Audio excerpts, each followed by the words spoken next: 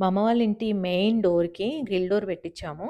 So, దాంట్లో కొన్ని special elements ఉన్నాయి. క్విక్‌గా చూసేయండి. First of all mosquito mesh కూడా దీనికే పెట్టించేసేయాలి.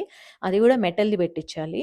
ఇంకొకటేంటి అంటే జనరల్‌గా అందరూ గూడా మెయిన్ డోర్ వరకి మాత్రమే ఈ గ్రిల్ డోర్ పెట్టిస్తుంటారు. కానీ వీళ్ళకెలా వచ్చిందంటే అటు ఇటు గ్లాస్ కూడా వచ్చిందనమాట. అక్కడ కూడా మరి సెక్యూరిటీ ఉండాలి గదా! ఈవెన్ దో దాని లోపల గ్రిల్స్ ఉన్నాయి. బట్ స్టిల్ కొంచెం సీమ్‌లెస్ లుక్ రావాలి, బావుండాలి, ఎక్స్‌ట్రా సెక్యూరిటీ ఉండాలి అనేసి అటు చివరి గ్లాస్ నుంచి ఇటు చివరి గ్లాస్ వరకి టోటల్‌గా కలిపి పెట్టిచ్చేసామనమాట. అయితే ఓపెన్ చేసుకోవడం మాత్రం ఓన్లీ డోర్ ఉన్నంత వరకి మాత్రమే ఓపెన్ అవుతది.